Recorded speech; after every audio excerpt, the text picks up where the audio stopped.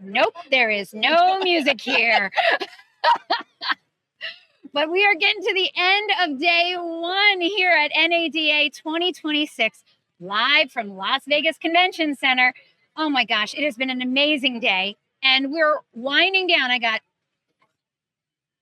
two more people that we are going to be interviewing today, not the least of which is this beautiful lady standing next to me right now. This is Brooke Furniss, and she's going to talk to us all about facts, not feelings. Is that right? Oh, is there any other way? She is CEO, president, founder, and head bottle washer over at BZ Consultants. Did I get it? Let's go with it. Yeah. Wait, did I get that wrong? Yeah. We're good. All right.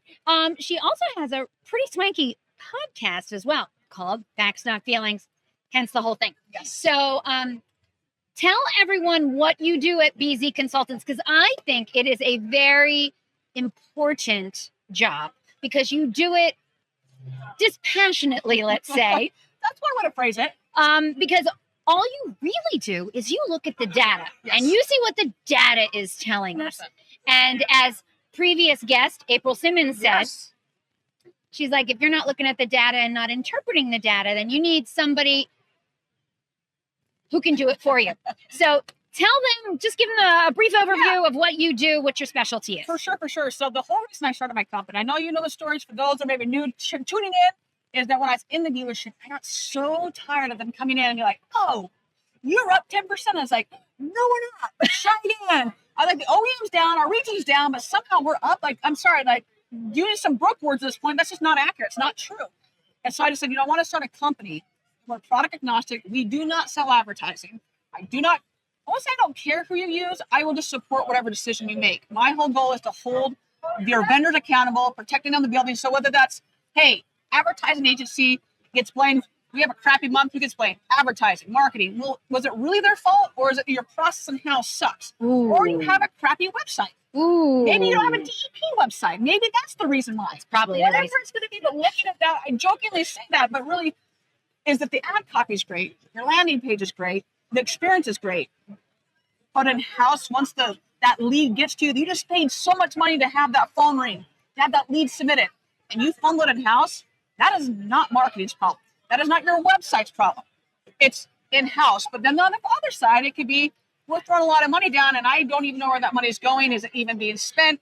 Maybe only a fraction of it. So really, we go in and hold everyone accountable, make sure they're doing what they're supposed to be, inspected. Whether it's in the house or outside the house. 100%. On back end and front end of the house as well. And you do it all by looking at the data. Yes. First of all, do you say data or data? I think it's a 50-50 shot. Depends. Ooh. We've been up for a while. It's Vegas. We all are going on like 0 hours of sleep. So I'm just glad any word comes out at this point that's semi-coherent. Okay. Aside from the coherence or not, I'm going to start asking that question. Is it data or data? Yeah, it's a good one. Inquiring minds want to know. Yes. Okay. So let's talk about this. Okay. Because we want to help dealers out there. And I love your podcast. You have very interesting speakers. Right right. there. You guys are a reoccurring customer, or I guess at this point. Yes, we are. Yes. And you've been on my webinars as well. We love to educate people. So what is something that you feel dealers really need some education on in 2026? Where are most dealers dropping the ball that you could pinpoint it and say, dealers, you really got to pick up the pace on this? First off, how much time do we have to answer that? Well, we got about 7 more minutes. Quick on that. A couple things I'm going to look at. Number one is that the fact that we have to keep talking about owning your data. I said data. Oh my gosh, but yes. It drives me bonkers. Like, why are we still having this conversation yet? I'll take, let's say I'm working with a client or even non-client. The first question I ask is, do you own it? And they're like, deer in the headlight. I don't own Facebook. Okay, wait. Just tell them right now. How can dealers find out whether they do, in fact, own their own data? So first off, if you're looking at Google Analytics, GA4, whatever you want to call it, you'd want to make sure that you're admin. If you only have edit, that means, or if you only have read and analyze, unfortunately, there's going to be a middleman or middlewoman, whether that's your website provider, ad agency, whatever it's going to be. It's going to be something on there. You want to have admin, and that's more or less God mode. So that's number one. Having a setup's a whole other thing, but we want to have access to that. When it comes to Google Ads, super, super important. While Google Analytics... Wait, I got to stop you before you get to Google Ads. So we're going to put a pin in that. explain to dealers why they need to own their data and why this is such a big problem, because if they knew what the hell they were not getting. Yeah, it's bad. Okay, so tell everyone why it's so important. I'm glad you bring this up, because I have to have this conversation a lot. Like, well, it's just gobbledygook data. Like, why do I care about it? Well, you care because it's costing you money.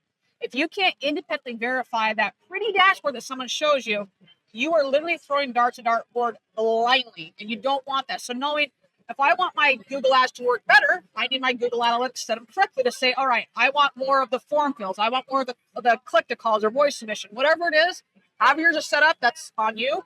But you want to have that going back in there. Additionally, having all the different access, everything. But why you want it, your marketing will be better, to an extent will be better, because you can see that, hey, this is working versus not.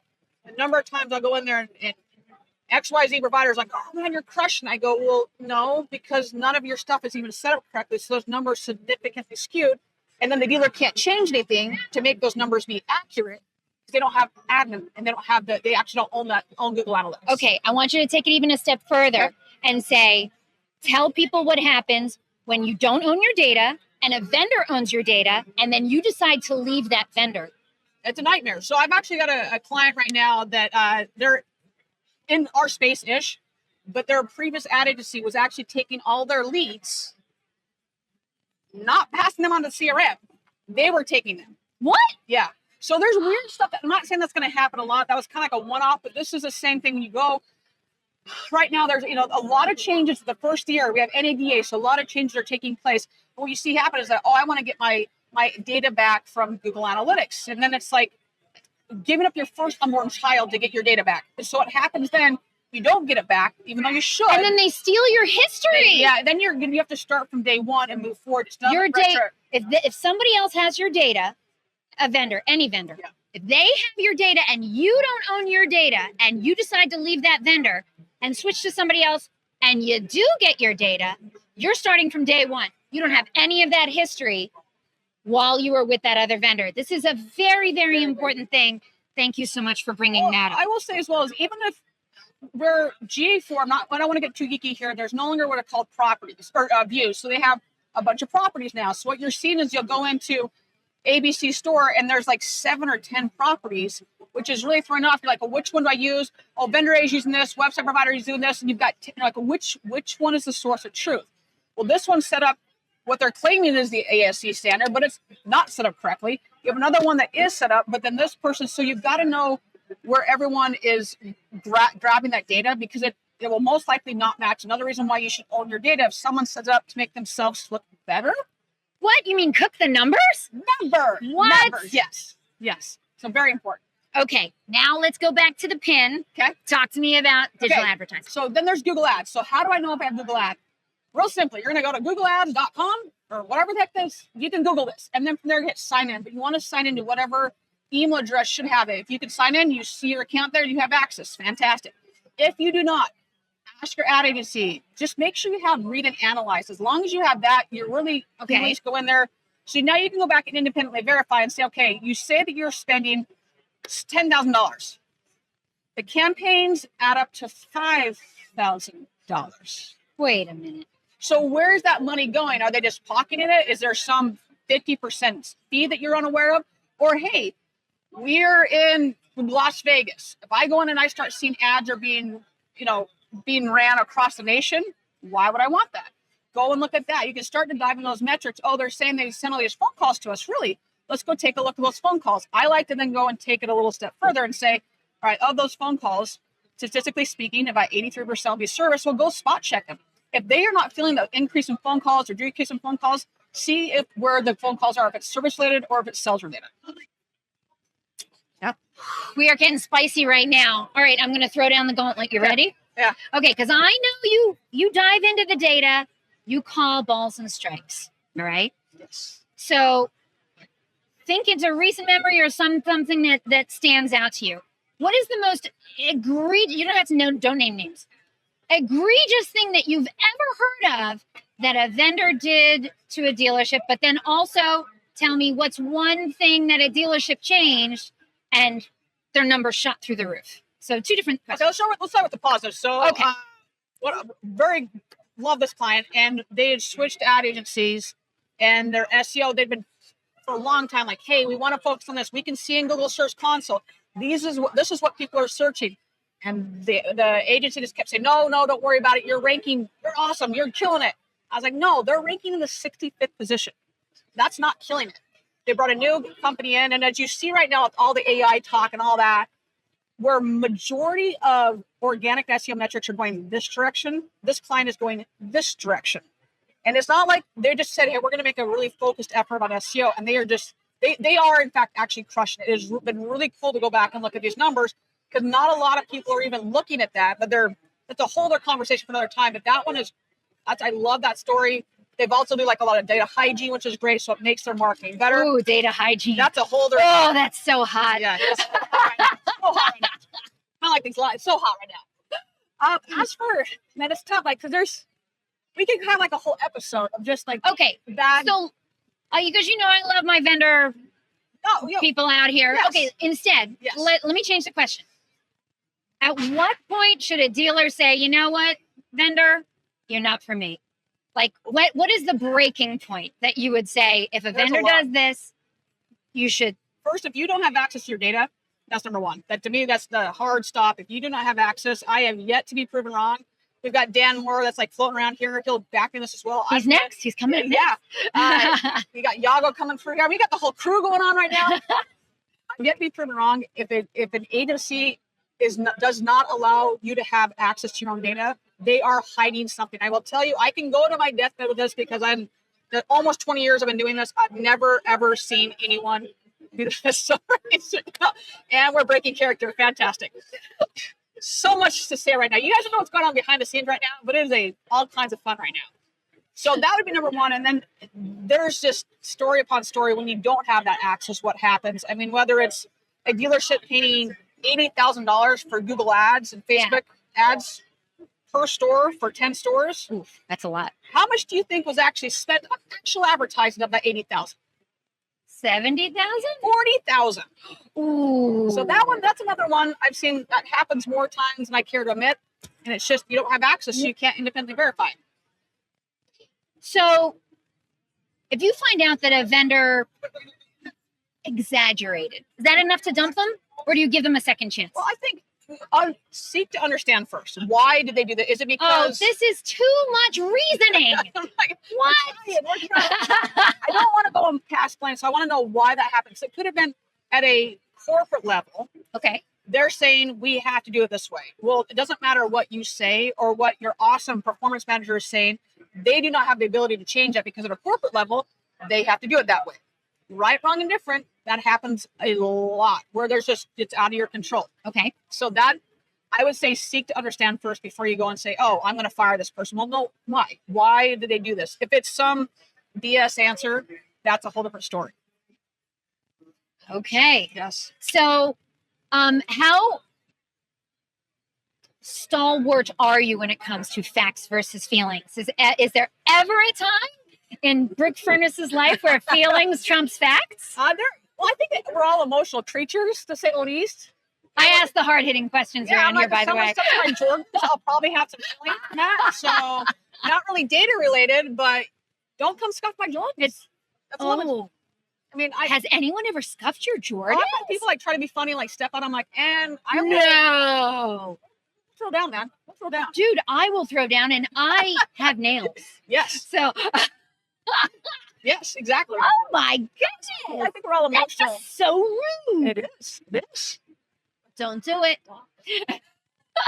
Yeah, just going through it. Even though like when it does start creeping, I'm taking a moment to breathe, because there's multiple times. Thank you, ChatGPT, that I've had to like calm myself down and be like, Brooke, you cannot send that email. I know you want to, but right now. So you put the nasty email in, you're like, make it sound more professional. Yeah, professional, politically correct, and that I don't. I've literally put in there like, I cannot handle this anymore. How should I say this? And it's like, good idea, Brooke. Something complimentary, but do you want to leave in the curse word? Yes. Or it's included, or with an extra cost. Yes. These are all smart moves by the facts, not feelings lady herself, Brooke Furniss. What are you doing for the rest of the time you're here in Vegas, baby? You coming to my party? Sure. ma'am. And now I've apparently passed the test. Yes. Do not pass go. Do not collect $200. We're good to go. It's tonight, 8 Got it. p.m. Done. Be there or be square. Yes. You mentioned him before. He's here. He's waiting in the forward. wings. Yes. Next up, we have the data guy himself, Dan Moore. What should I be asking him? I think Dan and I think we all know Dan well enough that the things I want to say I can't say on live TV right now. Okay. So yes, there's. Okay. Ask about his jacket. He always has some great jackets. He does have really nice shoes on today, too. Yes. I do have one more question for you. I apologize before we let you go, because I've been asking everyone the same question. And I think you already answered it, but I'm just going to make sure I have it because Josh is going to cut it up. But the last thing I want to know is if there is one thing that dealers need to do in 2026 to be more successful, is it just make sure you own your data? That's a big portion of it because you cannot do any of their stuff. Whether we go back to the data hygiene, whether you go to the market, whatever you're doing, if you don't own your data, you cannot hold anyone accountable. So love the data. Love the data. Look at the data and take care of the data. And just make sure you've got someone in-house, either in-house or whatever, that has your best interest. What you see happen too often is that they'll say, oh, yeah, you own it, but I'm going to tailor it to make me look better. So you've got to have someone that's really going to protect the name on the building that is, in fact, actually product agnostic. Wise words. Very wise words. Okay. I am one speaker away from actually eating today. That would be fantastic. So foods and drinks. We're going to get our Vegas on tonight, right? Yeah. Oh, heck yeah. Wish you were here. If you are here, come see us at booth 3901. We'd love to see you here at the Dealer eProcess booth. If you're not, thank you so much for checking in, and we will see you soon. Up next, Dan Moore. So don't miss it. We'll be right back at you. Broadcasting live from NADA 2026, Las Vegas Expo Hall.